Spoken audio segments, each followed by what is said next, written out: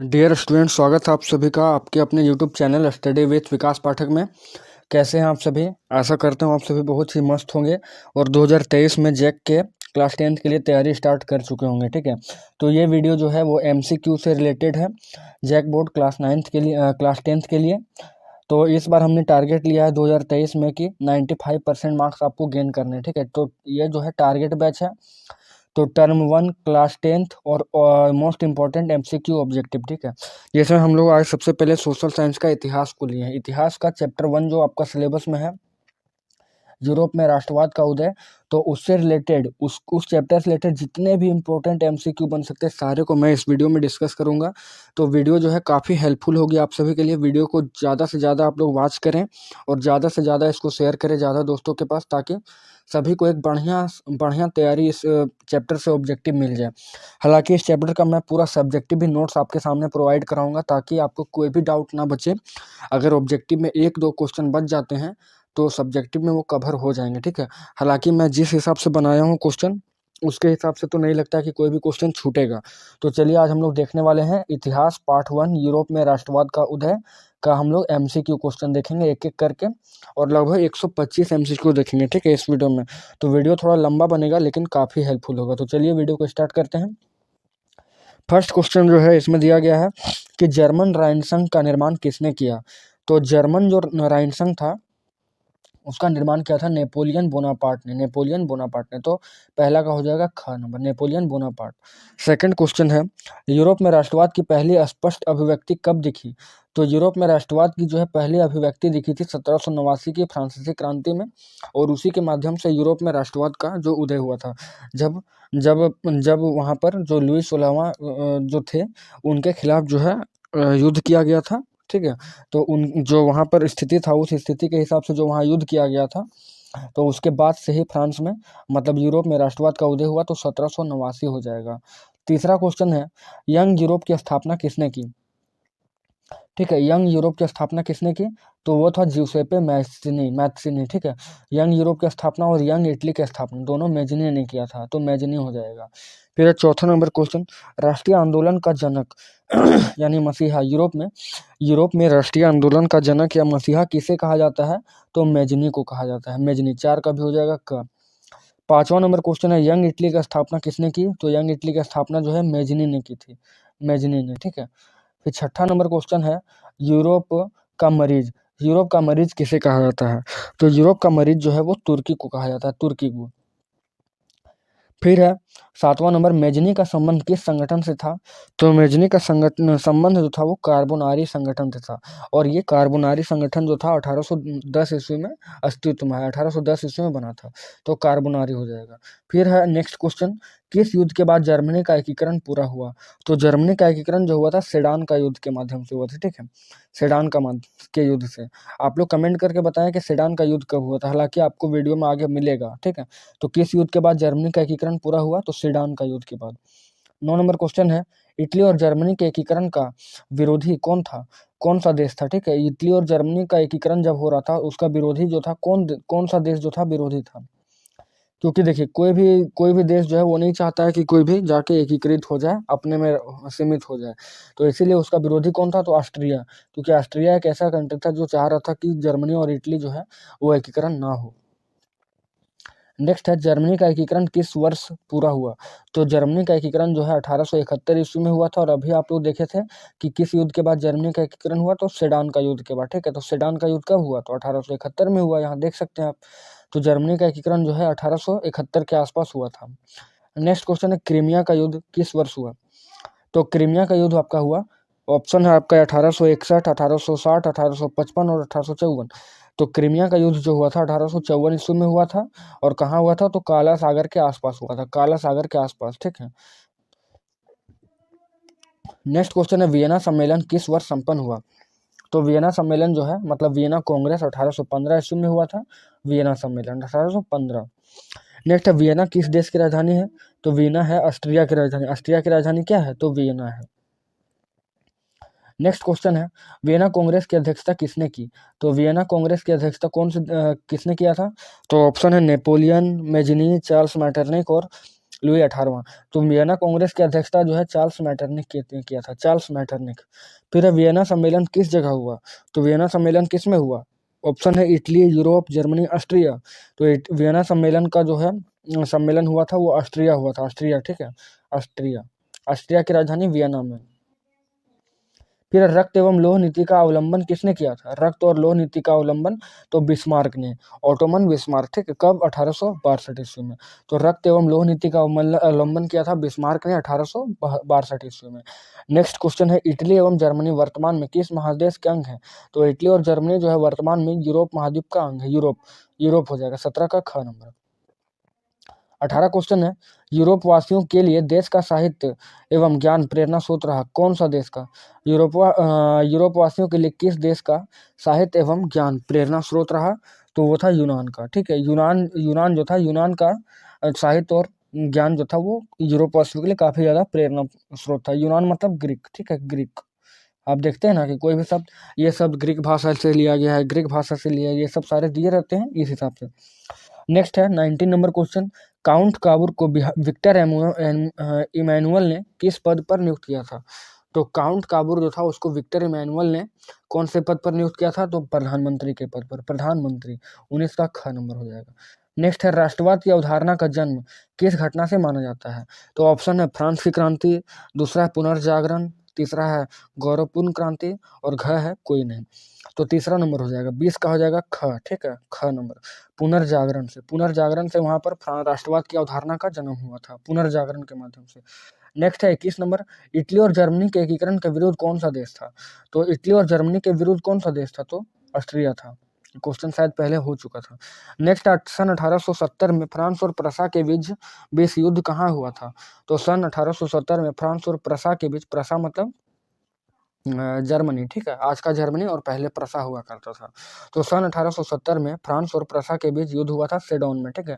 तो 1870 में सेडोन का युद्ध हुआ, ठीक है, और 1871 में जर्मनी का एकीकरण जो है पूरा हो गया था। नेक्स्ट क्वेश्चन है सन 1829 की एड्रियानोपुल की संधि किस देश के साथ हुई थी? सन 1829 की एड्रियानोपुल की संधि किसके साथ हुई थी, कौन सा देश के साथ? तो तुर्की के साथ, ठीक है, तुर्की के साथ हुआ था 1829 ईस्वी में, तुर्की के साथ। नेक्स्ट है मैटरनिक का पतन किस वर्ष हुआ? तो मई 1848 में, 1848 ईस्वी में वहाँ पर फ्रांस में क्रांति हुई थी, जिसका काफ़ी ज़्यादा इफेक्ट पड़ा था पूरे यूरोप महाद्वीप में। तो 1848 ईस्वी में मैटरनिक का पतन कहा जाता है, ठीक है। और इसका जो युग है मैटरनिक युग 1815 में जब वाटरलू में जब नेपोलियन का हार हुआ, तो वहां से लेकर और 1815 से 1848 के आसपास के युग को हम लोग मैटरनिक युग के नाम से जानते हैं। नेक्स्ट क्वेश्चन, जोल्वेराइन किस प्रकार की संस्था थी? तो जोल्वेराइन जो है व्यापारियों की संस्था थी, और जब यूरोप में व्यापारियों के माध्यम से ही पूरा यूरोप जो है उत्तर, पूर्वी, पश्चिम और दक्षिण, ठीक है, तो ये यूरोप जो था वो आपस में एक दूसरे से जुड़ रहा था, तो जोल्वेराइन जो था वो व्यापारियों की संस्था थी। नेक्स्ट है गैरिबॉल्डी पैसे से क्या था? तो गैरिबॉल्डी पैसे से क्या था? तो किसान, सैनिक, नाविक या दार्शनिक? तो गैरिबॉल्डी पैसे से नाविक था, ठीक है, नाविक।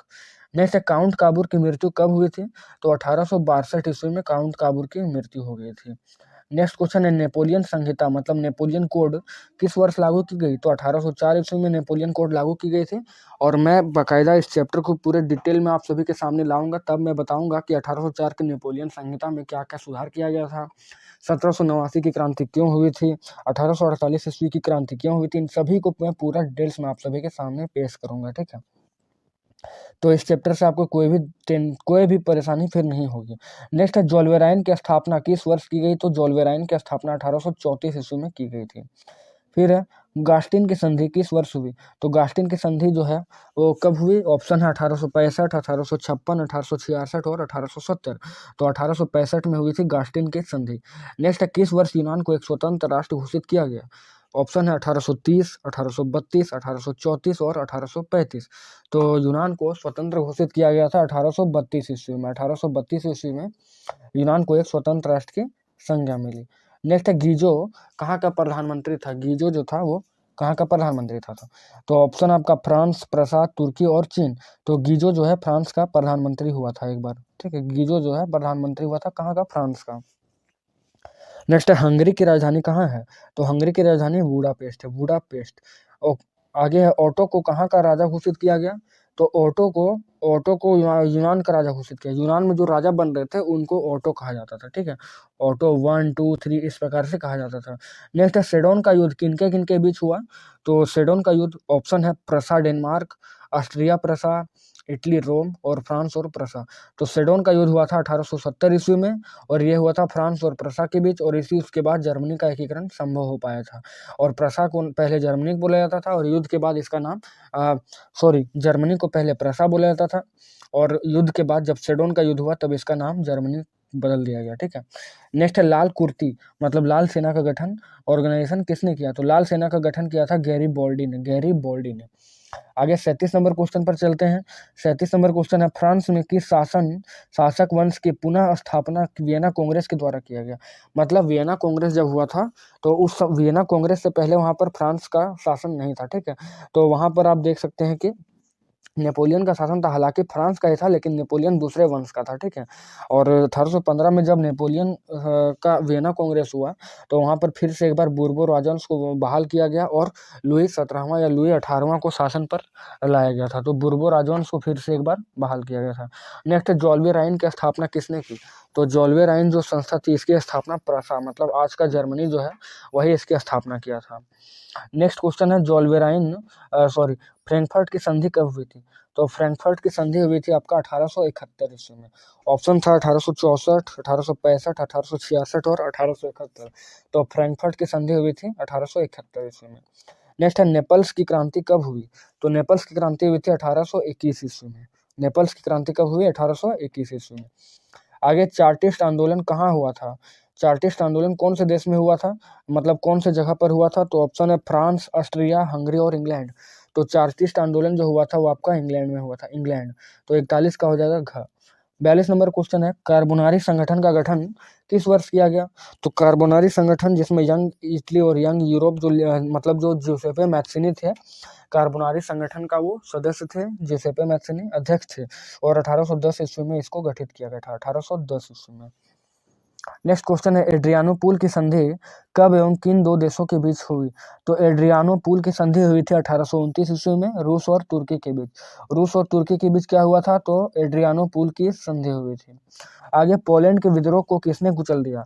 ऑप्शन है रूस, ब्रिटेन, ऑस्ट्रिया, फ्रांस। तो पोलैंड का जो विद्रोह हुआ था उसको रूस ने कुचल दिया था, रूस। नेक्स्ट सेडोन का युद्ध कब हुआ? तो सेडोन का युद्ध हुआ था आपका 1870 ईस्वी में और इसके बाद जर्मनी का एकीकरण संभव हो पाया था। आगे है यूरोप वासियों के लिए किस देश का साहित्य उसका प्रेरणा स्रोत रहा? तो यूरोप वासियों के लिए यूनान का साहित्य जो था वो प्रेरणा स्रोत रहा था। आगे है युवा इटली की संस्था का विकास किसने किया? युवा इटली संस्था का विकास जो था किसने किया? ऑप्शन है मैजनी, गैरिबॉल्डी, बिस्मार्क और काबूर। तो इसका जो विकास किया था युवा इटली संगठन यानी यंग इटली का स्थापना और जो विस्तार किया था वो मैजनी ने किया था, मैजनी ने। और यंग यूरोप का भी स्थापना मैजनी ने किया था। आगे बिस्मार्क निम्नलिखित में से पेशे से क्या था? तो कवि। ऑप्शन है कवि, नाटककार, संगीतज्ञ और कूटनीतिज्ञ। तो बिस्मार्क जो था ओटोमन बिस्मार्क था वो एक कूटनीतिज्ञ था, ठीक है, कूटनीतिज्ञ। नेक्स्ट क्वेश्चन है सार्डिनिया पिडमोन का शासक कौन था? तो सार्डिनिया पिडमोन का शासक था इमैनुअल।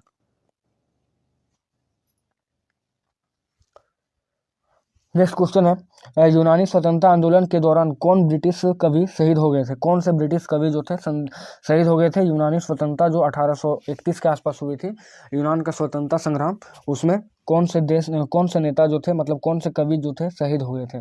तो ऑप्शन है लॉर्ड बायरन, कासूथ, फ्रांसिस डिक और विलियम प्रथम।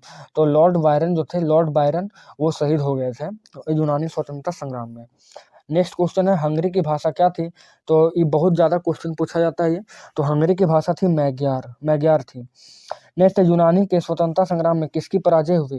तो यूनान के स्वतंत्रता संग्राम में हुई थी तुर्की की पराजय, ठीक है। रूस, ऑप्शन आपका रूस, तुर्की, यूनान और फ्रांस। तो यूनान के स्वतंत्रता संग्राम में हुआ था पराजय तुर्की को। आगे है मारियान मारियान किस देश के राष्ट्रवाद की प्रतीक थी? तो मारियान जो है वो ऑप्शन आपका फ्रांस, रूस, इटली और जर्मनी। तो मारियान जो थी वो किस देश की राष्ट्रवाद की प्रतीक थी? तो फ्रांस की थी। मारियान फ्रांस की राष्ट्रवाद की प्रतीक थी। आगे यूरोपीय सभ्यता का पालना किसे कहा जाता है? तो यूरोपीय सभ्यता का पालना कहा जाता है यूनान देश को, ठीक है, ग्रीक को। आगे एक्ट ऑफ यूनियन किस वर्ष पारित हुई? तो एक्ट ऑफ यूनियन जो है 1707 ईस्वी में पारित हुई थी। एक्ट ऑफ यूनियन 1707 ईस्वी में। नेक्स्ट क्वेश्चन है 1789 की फ्रांसीसी क्रांति के समय वहां किसका शासन था? कौन से वंश का शासन था? तो ऑप्शन है ट्यूडर, बूर्बो, रोमनोव और स्टुअर्ट। तो 1789 की फ्रांसीसी क्रांति के समय बूर्बो राजवंश का शासन था और वहां पर लुई 16वां उसमें गद्दी पे बैठा हुआ था। नेक्स्ट क्वेश्चन है जर्मनी के एकीकरण के लिए बिस्मार्क ने कितने युद्ध लड़े? तो बिस्मार्क ने 3 युद्ध लड़े थे, 3 युद्ध, ठीक है, 3 युद्ध। कौन कौन? तो एक डेनमार्क से लड़े थे, दूसरा ऑस्ट्रिया से और तीसरा फ्रांस से। डेनमार्क, ऑस्ट्रिया और फ्रांस से लड़े थे जर्मनी के युद्ध के लिए बिस्मार्क ने, क्योंकि जर्मनी का एकीकरण किसने किया था? ऑटोमन बिस्मार्क ने, और उन्हें 3 महत्वपूर्ण युद्ध लड़ने पड़े थे। उसके बाद से 1871 ईस्वी में जर्मनी का एकीकरण हो पाया था। नेक्स्ट है वियना कांग्रेस में कौन सा राष्ट्र शामिल नहीं था? तो ऑप्शन है ब्रिटेन, रूस, फ्रांस और जर्मनी। तो वियना कांग्रेस जो 1815 ईस्वी में हुआ था उसमें जो है वो जर्मनी जो है एकदम शामिल नहीं था, जर्मनी शामिल नहीं था, तो जर्मनी हो जाएगा। नेक्स्ट क्वेश्चन है वियना कांग्रेस में पवित्र संघ की योजना किसने की प्रस्तुत की? तो वियना कांग्रेस में पवित्र संघ की योजना जो प्रस्तुत की थी वो रूस थे, ठीक है, रूस देश। तो ऑप्शन नंबर 59 का हो जाएगा, का नंबर रूस। आगे है फ्रांस के किस राजा ने कहा था कि अंग्रेजी राजा की तरह मैं लकड़ी काटना पसंद करूंगा, लेकिन मतलब उनका कहना था कि मैं किसी का गुलाम नहीं रहूंगा, लेकिन मैं जंगल में लकड़ी काटना पसंद कर सकता हूँ, लेकिन मैं किसी का गुलाम नहीं रह सकता। ये किसका कहना था? तो चार्ल्स दसम का, ठीक है, चार्ल्स दसम ने कहा था ये बात। आगे प्रसा का शासक कौन था? तो प्रसा का शासक जो था वो था आपका विलियम प्रथम, प्रसा का मतलब जर्मनी का, उस समय का प्रसा का शासक। नेक्स्ट है नेपोलियन ने जर्मनी में किस संघ की स्थापना की? तो नेपोलियन ने जर्मनी में राइन संघ की स्थापना की थी। जो फर्स्ट क्वेश्चन हमने देखा था उसी का एक रीमेक क्वेश्चन ये बना हुआ था, मतलब अगर उल्टा करके आपको पूछ दिया जाए तो फिर आप इसमें फंसेंगे नहीं। नेक्स्ट है किस संधि द्वारा स्वतंत्र यूनान राष्ट्र की स्थापना हुई? तो यूनान राष्ट्र की स्थापना हुई थी कुस्तुनतुनिया की संधि से, कॉन्स्टेंटिनोपल, ठीक है, मतलब वियना। इसमें ऑप्शन दिया था वियना संधि, प्राग की संधि, कुस्तुनतुनिया संधि और एड्रियानोपुल की संधि। तो कुस्तुनतुनिया की संधि हुई थी, उसके बाद क्या हुआ था वहां पर यूनान राष्ट्र यूनान को एक राष्ट्र घोषित किया गया था। नेक्स्ट क्वेश्चन है नव गुएल्फ आंदोलन कहाँ हुआ था? नव गुएल्फ आंदोलन हुआ था आपका यहाँ पर इटली में, ठीक है, नव गुएल्फ आंदोलन इटली में। नेक्स्ट क्वेश्चन है मेटरनिक कौन था? तो ऑप्शन है ऑस्ट्रिया का चांसलर, फ्रांस का सम्राट, प्रसा का चांसलर और रूस का जार, ठीक है। तो रूस में जो शासक होते हैं उन्हें जार कहा जाता है। तो मेटरनिक कौन था? तो ऑस्ट्रिया का ही चांसलर था, ऑस्ट्रिया। जो वियना कांग्रेस था उसमें इसने अध्यक्षता की थी, वियना कांग्रेस की, कहाँ पर? ऑस्ट्रिया में। कब? 1815 ईस्वी में। नेक्स्ट क्वेश्चन है 1830 की क्रांति के बाद फ्रांस में किस प्रकार का शासन कायम हुआ था? जो 1830 की जो क्रांति हुई थी उसके बाद से फ्रांस में किस प्रकार का शासन हुआ था?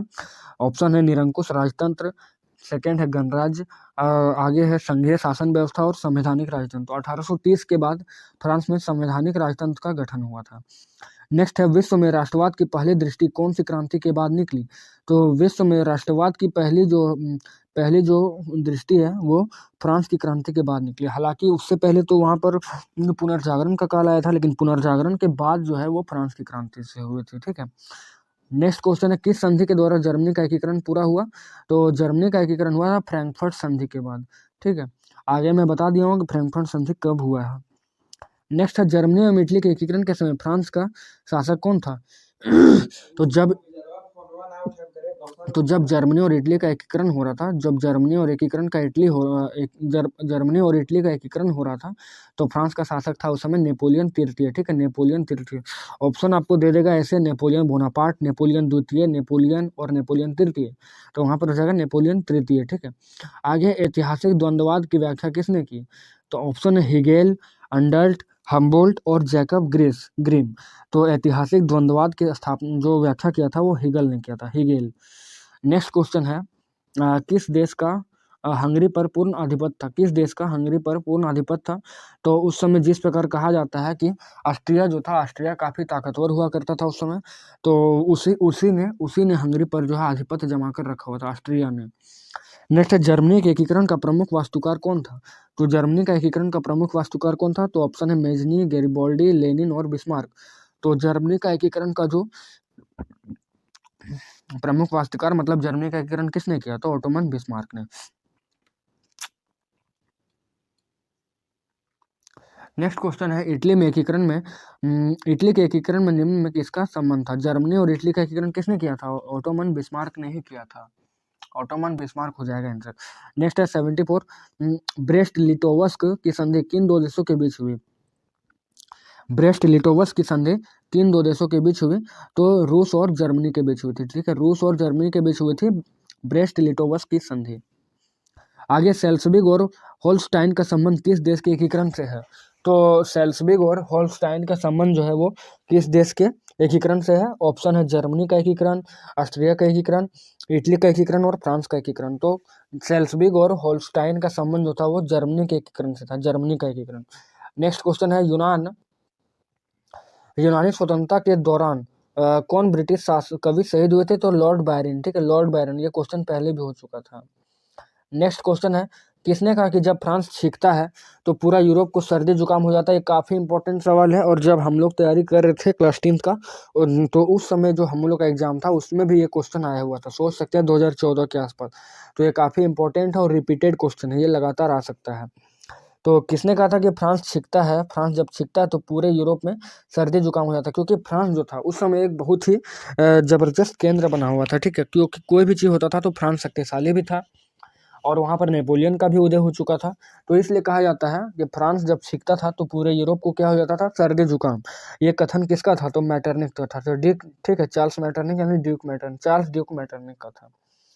आगे बिस्मार्क किस विद्वान की विचारधारा से प्रभावित थे? तो बिस्मार्क जो थे, जो ऑटोमन बिस्मार्क थे, वो हिगेल का विचारधारा जो था, हिगेल का विचारधारा उससे काफी ज्यादा प्रभावित थे। नेक्स्ट क्वेश्चन है किसने अपनी कूटनीति के बल पर इटली की समस्या को संपूर्ण यूरोप की समस्या बना दिया? तो अपनी कूटनीति के बल पर जो सिर्फ इटली का समस्या था उसको उन्होंने पूरे यूरोप का समस्या बना दिया। ठीक है, कौन था वो? ऐसा ऐसा कौन सा था कूटनीतिक? तो काउंट काबूर। आगे मैंने क्वेश्चन बताया भी है कि काउंट काबूर क्या था? तो एक कूटनीतिज्ञ था। ठीक है, कूटनीतिज्ञ। तो काउंट काबूर हो जाएगा इसका आंसर। नेक्स्ट है काबूर कौन था? तो काबूर कौन था? ऑप्शन है इटली का राजा, नेक्स्ट है जर्मनी का राजा, इटली का प्रधानमंत्री और जर्मनी का प्रधानमंत्री। तो इटली का वो प्रधानमंत्री हुआ था। ठीक है, काबूर जो था इटली का प्रधानमंत्री था। काउंट कैमिलो दो काबूर, इटली का प्रधानमंत्री। नेक्स्ट क्वेश्चन है सेंडोवा के युद्ध में किसकी पराजय हुई? तो सेंडोवा के युद्ध में ऑस्ट्रिया की पराजय हुई थी। ठीक है, सेंडोवा का युद्ध में ऑस्ट्रिया की पराजय हुई थी और ये हुआ था आपका 1866 ईस्वी में। ठीक है, 1866 ईस्वी में था और ऑस्ट्रिया और प्रसा के बीच ये युद्ध हुआ था। ठीक है, ऑस्ट्रिया और प्रसा के बीच हुआ था जिसमें प्रसा ने जीत हासिल की थी और ऑस्ट्रिया की हार हुई थी। कब हुआ था? 1866 में। नाम क्या है? सेंडोवा का युद्ध। ऐसे भी आपसे क्वेश्चन बनाया जा सकता है कि 1866 में मुख्यतः कौन सा युद्ध हुआ था? तो 1866 में कौन सा युद्ध हुआ था? तो सेंडोवा का युद्ध। पूछा जा सकता है कि सेंडोवा का युद्ध किसके किसके बीच हुआ? तो ऑस्ट्रिया और प्रसा के बीच। पराजय किसका हुआ? तो ऑस्ट्रिया का हुआ। नेक्स्ट क्वेश्चन है मारियान किस देश के राष्ट्रवाद का प्रतीक थी? तो मारियान जो थी वो फ्रांस के राष्ट्रवाद की प्रतीक थी। आगे क्वेश्चन है मैटरनिक का पतन कब हुआ? तो मैटरनिक का पतन हुआ था आपका 1848 ईस्वी में और 1815 से लेकर 1848 के बीच का काल को मैटरनिक युग कहा जाता है। नेक्स्ट है सेंडोवा का युद्ध कब हुआ? तो 1866 ईस्वी में, 1866 ईस्वी में। नेक्स्ट क्वेश्चन है नेपोलियन कोड में कुल कितने कोड थे? तो नेपोलियन कोड में मुख्यतः कुल 7 कोड थे, 7 प्रमुख कोड थे नेपोलियन के कोड में। नेक्स्ट है यूरोपीय राष्ट्रवाद से प्रभावित होकर किस भारतीय शासक ने जैकोबिन क्लब की स्थापना की? तो यूरोपीय राष्ट्रवाद से प्रभावित हुआ था एक जो था भारतीय शासक, उसका नाम था टीपू सुल्तान और उसके पिताजी का नाम था हैदर अली। ठीक है, टीपू सुल्तान ने क्या किया था? यहाँ पर जैकोबिन क्लब का स्थापना किया था। नेक्स्ट है फ्रांस की क्रांति का प्रमुख कारण क्या था? तो ऑप्शन है आपका प्रजातंत्र शासन, दूसरा है गिरफ्तारी पत्र, तीसरा है निरंकुश शासन और चौथा है मनसबदारी प्रथा। तो फ्रांस की क्रांति का एक प्रमुख जो कारण था, मेजर जो रीजन था, वो निरंकुश शासन था। वहाँ का निरंकुश शासन मतलब लुई 16वां का। नेक्स्ट है वर्षा की संधि कब हुई? तो वर्षा की संधि 1919 में हुई और इसी से आप याद लगा सकते हैं कि जालियांवाला बाग हत्याकांड भी 13 अप्रैल 1919 के बीच हुआ था। तो कहाँ पर हुआ था? पंजाब के अमृतसर के मैदान में। ठीक है, वहाँ पर काल बैसाखी का मेला लगा हुआ था। जनरल डायर ने वहाँ पर गोली चलाने का आदेश दे दिया था निहत्थे लोगों पर। तो वर्षा की संधि कब हुआ? 1919 के बीच में। नेक्स्ट क्वेश्चन है वार एंड पीस किसकी रचना है? तो ऑप्शन है कार्ल मार्क्स, दूसरा है लियो टॉलस्टॉय, तीसरा है न्यूटन और चौथा है एंजल्स। तो लियो टॉलस्टॉय की रचना थी वो कौन थी? War and peace, war and peace, ठीक है। नेक्स्ट क्वेश्चन है हनोई समझौता कब हुआ? तो हनोई जो समझौता था वो हुआ था आपका 1946 के बीच में, 1946 में हुआ था हनोई समझौता। नेक्स्ट है फ्रांस की क्रांति का अग्रदूत किसे माना जाता है? तो फ्रांस की क्रांति का अग्रदूत जो है वो किसे कहा जाता है? ऑप्शन है नेपोलियन, दूसरा है वोल्टेयर, तीसरा है रूसो और चौथा है कोई नहीं। तो फ्रांस की क्रांति का अग्रदूत कहा जाता है रूसो को। नेक्स्ट है मार्सिले किस देश की राष्ट्रभक्ति गीत है? तो फ्रांस की, ठीक है। जिस तरह हमारे जन गण मन है राष्ट्रगीत, उसी तरह से राष्ट्रगीत जो है वो कहाँ की है? तो मार्सिले जो है फ्रांस की राष्ट्रगीत थी। नेक्स्ट क्वेश्चन है आर्थिक संकट के कारण यूरोप में कौन सी नई शासन प्रणाली का उदय हुआ था? आर्थिक संकट के कारण यूरोप में कौन सी नई शासन प्रणाली का उदय हुआ था? ऑप्शन है साम्यवादी, दूसरा है लोकतांत्रिक, तीसरा है फासीवादी और चौथा है पूंजीवादी। तो 93 का हो जाएगा फासीवादी, ठीक है। आर्थिक संकट के बाद यूरोप में फासीवादी संगठन का उदय हुआ था, शासन प्रणाली का उदय हुआ था। नेक्स्ट 1848 में एक फ्रांसीसी कलाकार ने लोकतांत्रिक और सामाजिक गणराज्यों से बने विश्व के अपने सपने को साकार करते हुए 4 प्रिंटों की एक श्रृंखला तैयार की थी। उनका नाम क्या था? तो फ्रेडरिक सारियो, ठीक है। फ्रेडरिक सारियो था उसका नाम।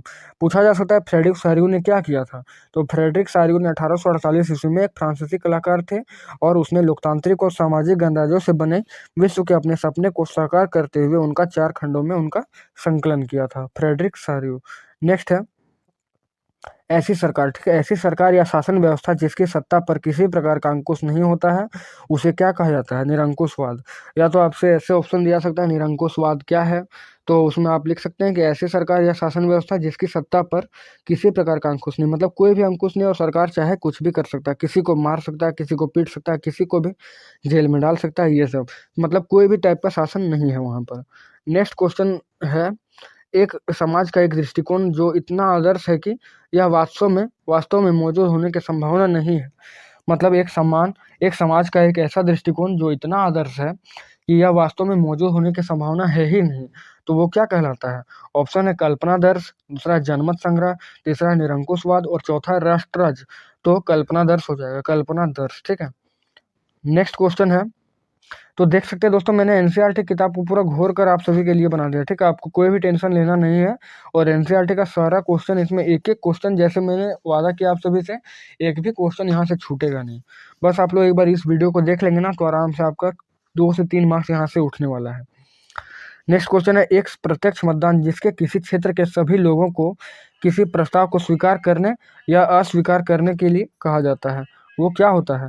ऑप्शन है कल्पनादर्श, दूसरा जनमत संग्रह, तीसरा निरंकुशवाद और चौथा राष्ट्रराज। तो जनमत संग्रह हो जाएगा, आंसर हो जाएगा जनमत संग्रह।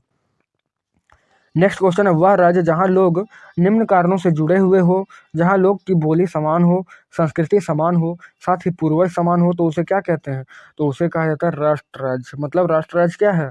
तो वह राज्य जहाँ लोग निम्न कारणों से जुड़े होते हैं, जहाँ लोगों की बोली समान होती है, जहाँ लोगों की संस्कृति समान होती है और जहाँ के पूर्वज भी समान होते हैं, उसे क्या कहते हैं? तो हम लोग राष्ट्र राज्य, नेशन स्टेट नेशन, ठीक है, स्टेट नेशन, नेशन स्टेट। उसके बाद दूसरा है नेक्स्ट क्वेश्चन जर्मनी के झंडे का रंग क्या था? तो जर्मनी के झंडे का रंग था ब्लैक, रेड और गोल्ड, ठीक है। जर्मनी का झंडे का रंग क्या था? तो ब्लैक, रेड और गोल्ड था। नेक्स्ट है फ्रांस की रूपक कौन थी? तो फ्रांस की रूपक जो थी वो मारियान थी, मारियान। रूपक मतलब क्या होता है कि जिस तरह से तिरंगा झंडा हमारा है, तो उस प्रकार से फ्रांस में उस समय युद्ध के समय एक रूपक तैयार किया गया था और उसका नाम क्या था? मारियान। नेक्स्ट है जर्मनी के रूपक का नाम क्या था? जर्मनी के रूपक का नाम था जर्मेनिया, ठीक है, जर्मेनिया।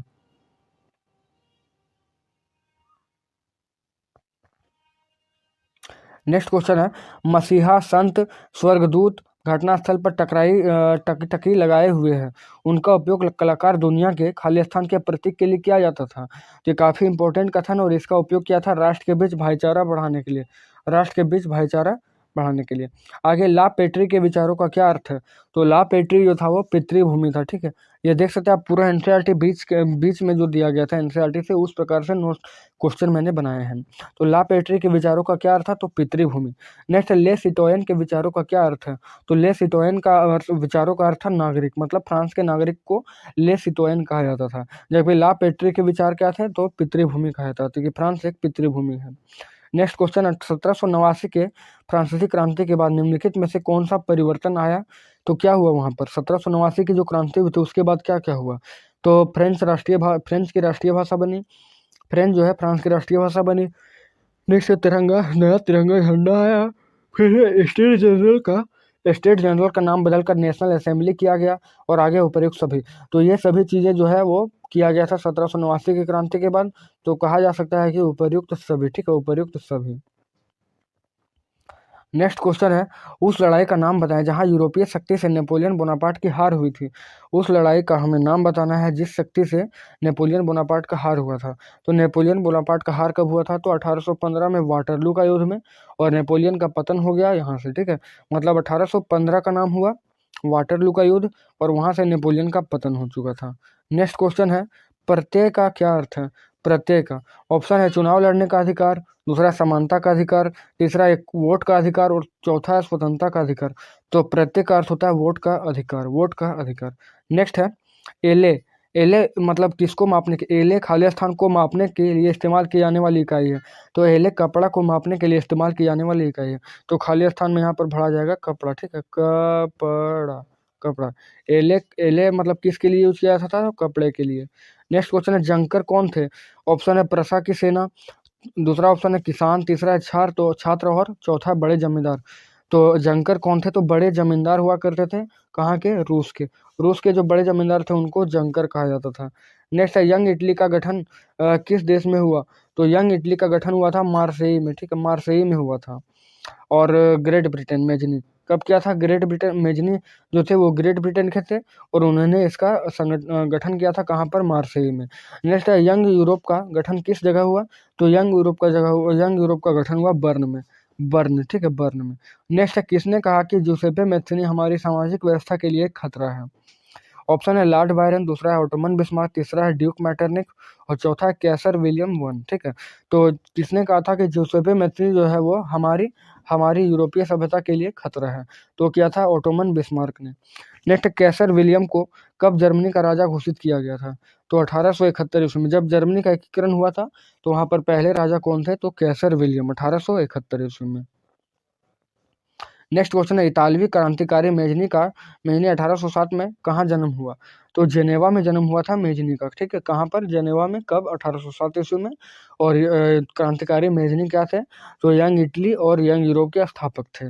नेक्स्ट है, 115 नंबर क्वेश्चन है, किसका मानना था कि ईश्वर ने राष्ट्रों को मानव जाति की प्राकृतिक इकाई बनाने का इरादा किया था? इसलिए इटली छोटे राज्यों और रजवाड़ों का चिथड़ा नहीं बन सकता था। और तो आंसर हो जाएगा आपका जोसेपे मैथ्यूनी ने कहा था। ये सभी कथन जोसेपे मैथ्यूनी ने कहे थे। नेक्स्ट है, ग्रीस यूनान खाली स्थान शताब्दी से ऑटोमन साम्राज्य का हिस्सा था। तो ग्रीस यूनान कब से था? 15वीं शताब्दी, ठीक है, 15वीं शताब्दी से था। 15वीं शताब्दी से कब था? तो ऑटोमन साम्राज्य का हिस्सा था यूनान। नेक्स्ट क्वेश्चन है, खाली स्थान एक सांस्कृतिक आंदोलन जिसने राष्ट्रवादी भावना का एक विशेष रूप से विकसित विशेष भावना को एक विशेष रूप से विकसित करने के लिए चाहा? तो रूमानीवाद, क्या बोलेंगे? तो रूमानीवाद एक सांस्कृतिक आंदोलन है जिसने राष्ट्रवादी भावना का एक विशेष रूप से विकसित करना चाहता। रूमानीवाद, तो रूमानीवाद क्या था? तो नुक्कड़ नाटक के जरिए जो है वो राष्ट्रवाद को फैलाया जा रहा था, इसको रूमानीवाद कहा जाता था। ये बड़ी सही चीज था उस समय। नेक्स्ट है, वोक्सगेइस्ट। वोक्सगेइस्ट का क्या अर्थ है? तो वोक्सगेइस्ट का अर्थ होता है सच्ची भावना। वोक्सगेइस्ट का अर्थ हो गया आपका सच्ची भावना। नेक्स्ट क्वेश्चन, निम्न में से कौन प्रथम विश्व युद्ध का कारण है? ऑप्शन है पानी, दूसरा है फूड, तीसरा है परमाणु हथियार, और बाल्कन का संघर्ष क्षेत्र, ठीक है। तो निम्न प्रथम विश्व युद्ध का कारण क्या था? तो बाल्कन का संघर्ष क्षेत्र, या तो फिर बोल सकते हैं परमाणु हथियार। दोनों क्वेश्चन सही हो जाएंगे। नेक्स्ट क्वेश्चन है, मैथ्यूनी को किसने कहा था कि यह हमारी सामाजिक व्यवस्था का खतरा दुश्मन है? तो ये कहा था आपका मैटरनिख ने। नेक्स्ट क्वेश्चन है, अंग्रेज कवि लॉर्ड बायरन की मृत्यु कब हुई थी? तो 1824 ईस्वी में हुई थी लॉर्ड बायरन की मृत्यु। नेक्स्ट क्वेश्चन है कि आंग्ल सांसद ने राजतंत्र से ताकत कब छीनी? आंग्ल सांसद ने राजतंत्र से ताकत कब छीनी थी? तो 1688 ईस्वी में। 1688 ईस्वी में ताकत उसने आंग्ल शासन से छीन ली थी। कौन? राजतंत्र से 1688 में। आगे 1848 में यूरोपीय देशों के किसान मजदूर किन कारणों से विद्रोह कर रहे थे? तो ऑप्शन है गरीबी, दूसरा है भूखमरी, तीसरा है बेरोजगारी और चौथा इनमें से सभी। तो 1848 में यूरोपीय देशों के किसान जो थे वो इन सभी कारणों से वहां पर विरोध कर रहे थे और एक बहुत बड़ी विरोध, और वे लोग सड़कों पर उतर आए थे, ठीक है, क्योंकि एक तो उनमें वहां पर भूखमरी काफी ज्यादा था और पारोटी वगैरह का कीमत जो है काफ़ी ज़्यादा बढ़ गया था।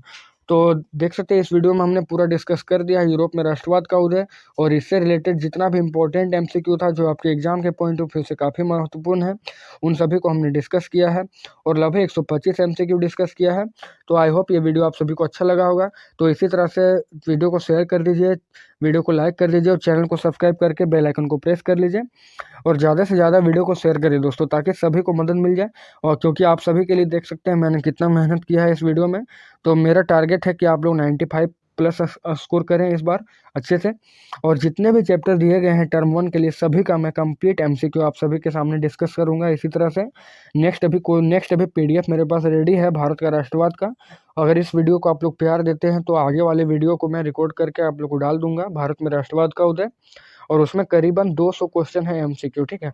इसी प्रकार से जितने भी चैप्टर दिए गए हैं टर्म 1 में सभी का एमसीक्यू मैं रेडी करवाऊंगा और सभी चैप्टर को पूरा फुल डिटेल्स में भी एक्सप्लेन करूंगा, ठीक है, चाहे वो मैथ हो, साइंस हो, हिंदी हो, इंग्लिश हो या सोशल साइंस हो, सभी का। तो आई होप ये वीडियो अच्छा लगा होगा। तो इसी तरह से चैनल पर बने रहें और वीडियो को शेयर करते रहें और चैनल को सब्सक्राइब कर लें। चलिए मिलते हैं नेक्स्ट वीडियो में, तब तक जय हिंद जय भारत।